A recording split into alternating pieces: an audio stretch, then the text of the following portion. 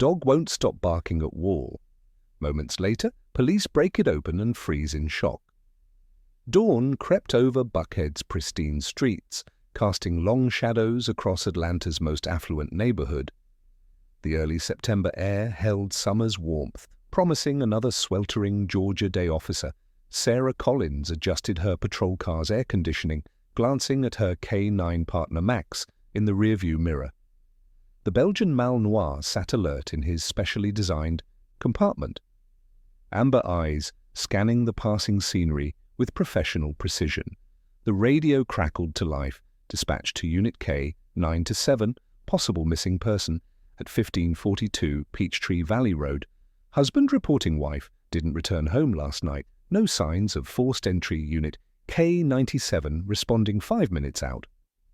Sarah flipped on her lights without hitting the sirens.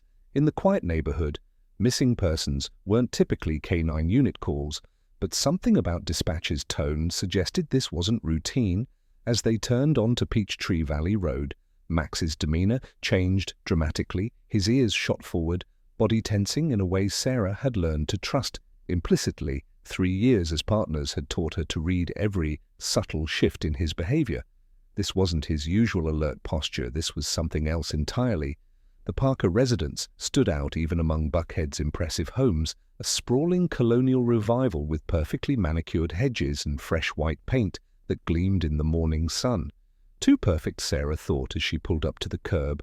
Max's usual disciplined silence broke into a low whine.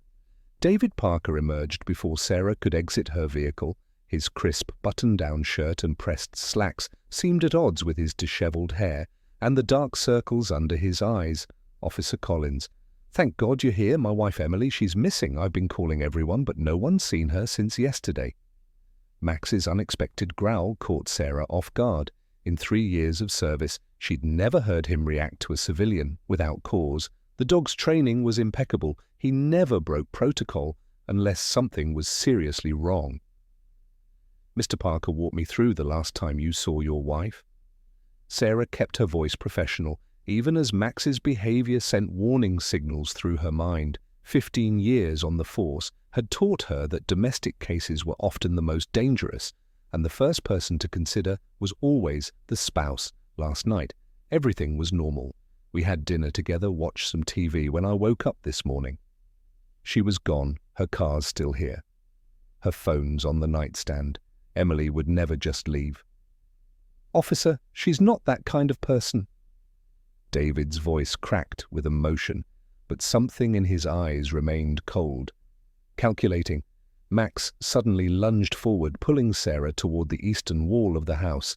His powerful muscles strained against the tactical harness nose, working the air frantically. Sarah had seen this intensity before in collapsed buildings during search and rescue operations when lives hung in the balance. So would you mind if we took a look around? Sarah maintained her casual tone, noting how David's fingers twitched slightly at the request. Of course, anything to help find Emily. He gestured toward the front door, but Max had other ideas. The dog moved with singular purpose along the side of the house, stopping at a specific section of the wall. There he sat, rigid, focused, and began to bark with an urgency Sarah had never witnessed. He's been acting strange all morning. David offered, his casual tone betrayed by his CL jaw. Must be picking up on my stress. Sarah approached the wall, running her hand along its surface. The paint was fresh, slightly different in texture from the rest of the house. Recent renovations, just some repairs, had some water damage last month. David's answer came too quickly, too rehearsed. Max's barking intensified. His trained composure cracked with each bark, each one more desperate than the last. Sarah had worked enough cases to know that K9 didn't react this way to simple stress. Max was trying to tell her something, and in 3 years he'd never been wrong. She keyed her radio, keeping her eyes fixed on David's increasingly nervous face. Dispatch Unit K97 requesting additional units at 1542 Peachtree Valley Road for a thorough property search. The change in David's expression was subtle but unmistakable. Fear replaced concern, anger eclipsed worry. Is that really necessary? I'm sure she'll turn up. Women get emotional. Sometimes they need space. Max's barking drowned out his protests, echoing through the quiet street. Like an alarm, Sarah noticed neighbors beginning to peek through their curtains, drawn by the commotion. David's perfect facade started to crack. "Mr. Parker, I'm going to need you to step back from the house." Sarah's hand moved to her holster as David's agitation grew visible. In the distance, siren began to wail. Sarah kept her eyes on David while radioing dispatch again, request immediate backup from Detective Division and CSI Possible 207. In progress. The code for kidnapping hung in the air like a thundercloud as additional units arrived. Sarah noticed something else about the wall, subtle marks near the bottom, barely visible unless you were looking for them. Scratch marks, perhaps. She thought of the fresh paint, the water damage story. David Ridd's 2 perfect responses, Max. "Good boy," she whispered, placing a steady hand on her partner's head. The dog's barking never ceased, each sound a desperate plea to be heard, to be believed. Sarah had learned long ago that when Max acted like this, lives hung in the balance. Detective Roberts's familiar sedan pulled up. As David Parker was escorted away from the wall, Sarah met her colleague's eye with a grave expression. "Sir, we're going to need a search warrant." Max is never wrong, and he's telling us something's very wrong here. The morning sun now hung high over Buckhead, its warmth doing nothing to dispel the chill that had settled over the scene behind that freshly painted wall. Sarah knew lay answers that would shatter this perfect suburban facade, and as Max's barking continued steady and insistent, she silently prayed they weren't too late. The search warrant arrived within the hour, but to Sarah it felt like an eternity. Max hadn't moved from his position by the wall, his barking now reduced to an occasional whine that seemed to carry more urgency than his earlier outburst. The morning heat was building, and Sarah could see beads of sweat forming on David Parker's forehead as he stood between 2 uniformed officers. Detective Roberts approached Sarah, his weathered face. "Grave Collins, what made you so sure about this missing persons cases? You usually don't warrant this kind of response." Sarah nodded toward Max. "In 3 years, he's never been wrong. Something's behind that wall, sir. And Mr. Parker's story doesn't add up." Robert studied the wall, his eyes narrowing at the fresh paint. "CSI on their way. Let's do this by the book. We don't want any mistakes. If this turns into what I think it is." The CSI team arrived with their equipment, including a thermal imaging camera. Watched as they methodically scanned the wall, her heart pounding with each passing second. Max's ears perked up as one of the technicians paused, adjusting his equipment. "We've got something," the technician announced, his voice tight. "There's a heat signature behind this section. It's consistent with a human body." The next few minutes exploded into action. The SWAT team, already on standby, moved in with precision. David Parker lunged forward, his composed facade finally shattering. "You can't do this. You have no right." 2 officers restrained him as he thrashed, his face contorted with rage. "She deserved it. She was going to leave me. I couldn't let her." His confession cut off abruptly as he realized what he'd revealed. Sarah felt a cold fury rise in her chest, but maintained her professional demeanor. Max's earlier anxiety had transformed into focused intensity, his training taking over as he watched the SWAT team prepare their equipment. The sound of the battering ram against the wall echoed through the quiet street. Neighbors had gathered at the police perimeter, their morning routines forgotten.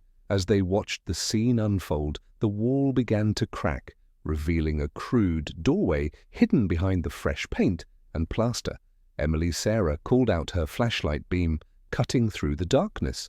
"Atlanta Police Department, can you hear me?" A weak moan answered from within. Max surged forward, but Sarah held him back, letting the SWAT team secure the space. First, the hidden room was barely 6 feet square, hastily constructed but terrifyingly efficient in its purpose. And there, huddled in the corner, was Emily Parker. She was alive but dehydrated, her clothes dirty and torn, her eyes squinted against the sudden light, tears leaving tracks through the dust on her face. He said, "No one would ever find me," she whispered, her voice hoarse. Sarah helped the paramedics guide Emily out, while Max stood guard, his eyes never leaving David. Parker. The man had gone quiet now, all his rage replaced by a cold, empty stare. Sarah couldn't help but think of how many other women might have faced similar fates if their abusers had been more methodical, more patient in their cruelty, as Emily was loaded into the ambulance. Sarah knelt beside Max, scratching behind his ears. "Good boy," she murmured. "You saved her life."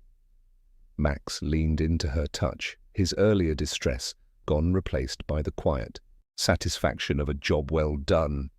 Detective Roberts approached his notebook in hand, the paramedics say. "She'll recover, dehydrated, bruised, but no life-threatening injuries. Parker's lawyer's already on the way, but with the confession and this," he gestured at the broken wall. "He's looking at serious time," Sarah nodded, watching as Cry Time scene technicians photographed and documented every detail of the hidden room. "How long do you think he spent planning this building? Permits show he filed for renovation work 3 months ago. Neighbors remember contractors coming and going for weeks." Robert shook his head. "The bastard took his time, made it look legitimate if it wasn't for your partner."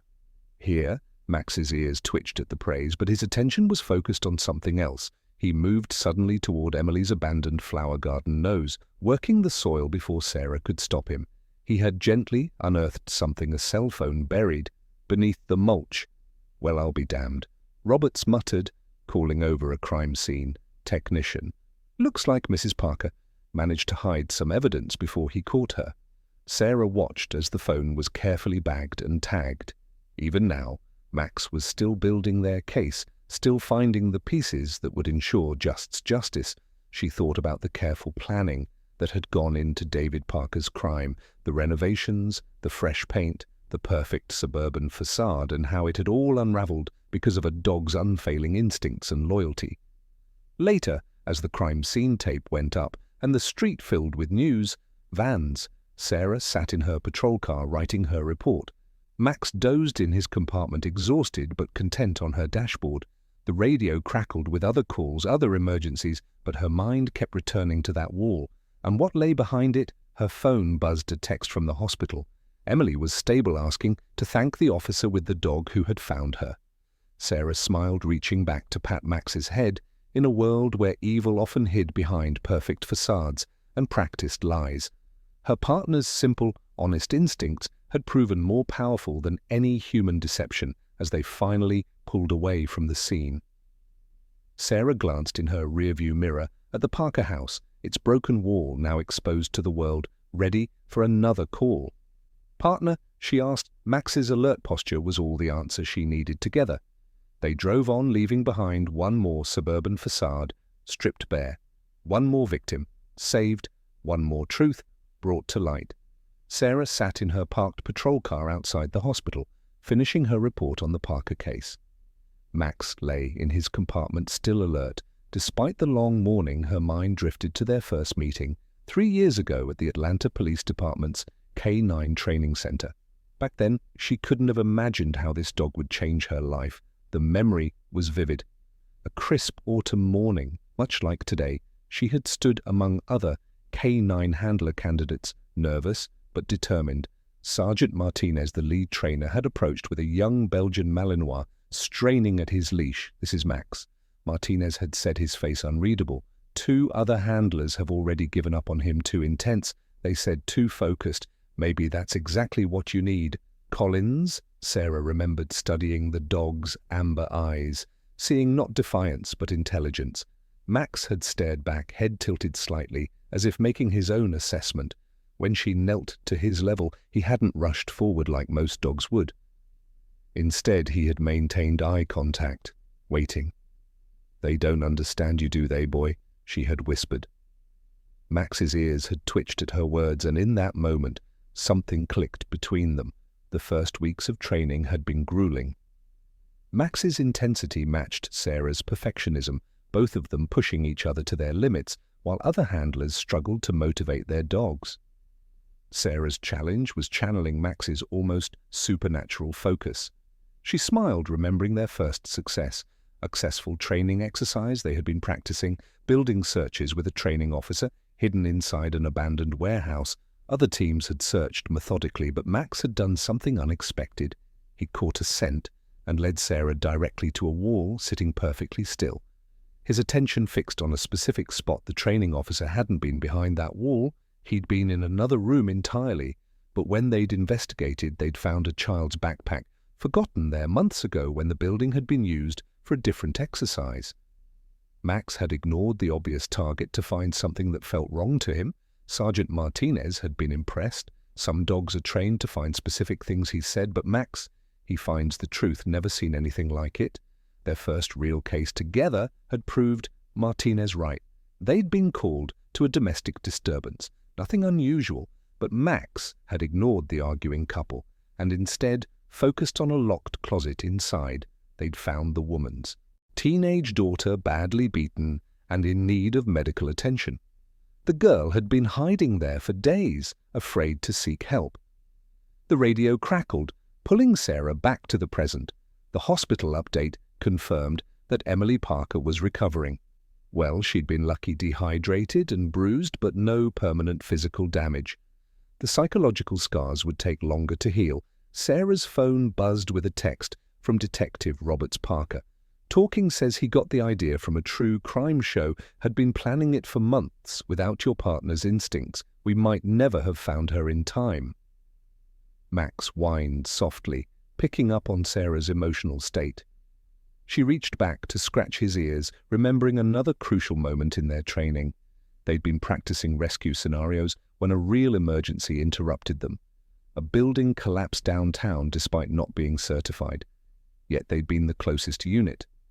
Sarah had hesitated, but Martinez had nodded. Go, you're ready? They'd arrived to chaos, dust, debris, and desperate relatives searching for survivors. Max had worked tirelessly, ignoring the conventional search pattern to follow his instincts. He'd found 3 people that day, leading rescuers to exactly where they needed to dig. The commendation ceremony afterward had meant little to either of them. What mattered was what they'd learned together. They could do more than just follow procedures. They could find the truth others missed. Now watching the hospital entrance where Emily Parker was recovering, Sarah thought about all the training scenarios and real-world cases that had led to this moment. Max had never been just a K9 unit to her. He was a partner who shared her dedication to finding the truth, no matter where it was hidden. Her phone buzzed again, a message from Emily's nurse. She's asking to meet the dog who saved her life. Sarah glanced at Max in the rearview mirror. He sat up straighter. Somehow, knowing this was about him, ready to meet someone's special partner. Max's soft woof was all the answer she needed as they walked toward the hospital entrance. Sarah reflected on how far they'd come from that first meeting. Every training day, every case, every small victory had built the trust that saved Emily's life. A young officer stopped them in the lobby, eyes wide with recognition. Officer Collins. That's him, the dog who found her behind the wall. Sarah nodded, noting how Max maintained his professional demeanor, despite the attention, always focused, always ready. The young officer shook his head in amazement. How did you know? What made you trust his instincts so completely? Sarah watched Max, his attention already focused on the hallway, lead to Emily's room, ready for whatever came next, because he's never been wrong, she said simply, and he never will be together. They headed down the hospital corridor, their footsteps in perfect SNC. They had more work to do, more truths to uncover, more lives to save, but for now, they would remind one survivor that even in the darkest places, hope could find its way through the walls, especially with a determined K9 officer leading the way. Emily Parker's hospital room was quiet, except for the steady beep of monitors. Sarah stood in the doorway, watching as Max approached the bed with uncharacteristic gentleness. The usually intense K9 officer moved slowly, carefully, his ears forward but relaxed. Emily's hand trembled as she reached out to touch his head. He knew, she whispered, her voice still rough. Somehow he knew I was there. Tears rolled down her cheeks as Max rested his chin on the edge of her bed. I could hear him barking. It was the first hope I'd had since her voice trailed off. Sarah moved closer, taking the chair beside the bed. Can you tell us what happened, Emily? Anything you remember might help build the case against David. Emily's fingers twisted in Max's fur as she spoke. He'd been different lately, controlling, checking my phone, following me to work when I told him I was leaving. She shuddered. He was so calm about it, that should have been my first warning. Detective Roberts appeared in the doorway, his face grim. Mrs. Parker, Officer Collins, we need to talk. We found something in your husband's computer. Sarah felt Max tense beside her before she even processed Robert's tone. The dog's instincts, as always, one step ahead of human perception. He had blueprints. Roberts continued opening a file on his tablet. Detailed plans for hidden rooms, not just in your house. Emily, other locations too, and there were photographs. Other women, missing persons cases from across 3 states. The monitor's beeping increased with Emily's heart rate. Max pressed closer to her, offering silent comfort. As Sarah absorbed the implications, David Parker wasn't just an abusive husband, he was something far worse. How many? Sarah asked, her voice tight. We've identified 5 potential victims over the past decade, different cities, different circumstances, but the same. MO, he'd renovate properties, create these hidden spaces, and then Roberts glanced at Emily. Apologetically, show me the locations, Sarah said. Standing, Max immediately moved to her side, sensing her shift from comforting presence to active investigator. The briefing room at the precinct was crowded an hour later. Maps and photographs covered every surface, each marking a location where David Parker had done renovation work, each potentially hiding another victim. The first disappeared in Memphis, 2014. Roberts pointed to a red pin on the map. Then Nashville, 2016. Birmingham, 2018. All young women, all in homes or buildings where Parker's construction company did work. Sarah studied the pattern, feeling Max's steady presence beside her. He was practicing, she said quietly. Learning from each attempt, getting better at hiding them. And if your partner hadn't caught this one, Roberts left the thought unfinished. Sarah's phone buzzed a message from the Memphis PD. They'd found something at the first location. Her hand instinctively went to Max's head as she read the update. They broke through a wall in the basement. She reported, her voice heavy. Found remains. They're sending dental records, but the timeline matches their missing person case. The room fell silent, except for the soft rustle of papers and Max's steady breathing. Sarah thought about Emily Parker, alive in her hospital bed, and all the others who hadn't been as fortunate, each representing a failure of the system to connect the dots to see the pattern. We need to check every property, she said finally. Every renovation, every building he touched. Max can help. He can find what we've missed. Roberts nodded slowly. I'll make the calls, but Collins, this is bigger than us now. FBI is taking interest. They'll want to run their own investigation. Then they can follow behind. Max, Sarah said firmly. He found Emily. When their profiles and patterns missed everything, he can do the same for the others. As if understanding the weight of the task ahead, Max sat straighter, his posture shifting from attentive to determined. Sarah had seen that look before in their training days, the look that said no, wall was too thick, no hiding place to CL lever. Back in the patrol car, Sarah reviewed the files again. Each victim's photo seemed to stare back at her, asking why it took so long to see the truth. Max whined softly from his compartment, picking up on her distress. We'll find them.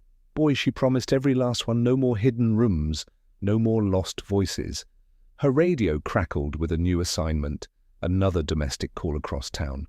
For a moment Sarah hesitated. The Parker case was expanding, demanding her attention. But then she thought about Emily, about how routine calls could hide deadly secrets. Unit K-97 responding, she answered, starting the engine. Max sat up, alert and ready together. They pulled away from the precinct, carrying the weight of newfound knowledge. Every wall could hide a victim, every routine call could be the next Emily Parker. The afternoon sun cast long shadows across Atlanta's streets as they drove in her rearview mirror. Sarah watched Max, his amber eyes scanning their surroundings with renewed intensity. They had started this journey thinking they were solving one crime, saving one life. Now they knew they were facing something far darker, but that's what partners did. They faced the darkness together, broke down walls together, and brought the truth to light. One case, one victim, one hidden room at a time. The warehouse stood abandoned on the outskirts of Memphis, its windows dark against the setting sun. Sarah watched Max as he circled the building's perimeter, his nose working the ground with practiced precision. This was the third location they checked today, following David Parker's trail of renovation projects across state lines. FBI agent Chen stood nearby, her skepticism barely concealed. Officer Collins, I understand your K9 unit success with the Parker case, but we have a specialized team for this kind of Max's sudden bark cut through the air. Sarah recognized the tone immediately, the same urgent alert he'd given at Emily's wall. He's found something, she announced, already moving toward her partner. The dog had stopped at a section of the warehouse's concrete foundation, pawing at the ground agent. Chen spoke rapidly into her radio as Sarah knelt beside Max, running her hand along the surface there, almost invisible unless you knew what to look for. A seam in the concrete that shouldn't exist. Within an hour, the warehouse was lit by portable floodlights, the rhythmic sound of concrete sowies filling the air. Max stayed focused on the spot. His body tense, Sarah kept one hand on his harness, both for his comfort and her own. Collins agent Chen's voice carried over the noise. Ground-penetrating radar confirms it. There's a space down there. The cutting.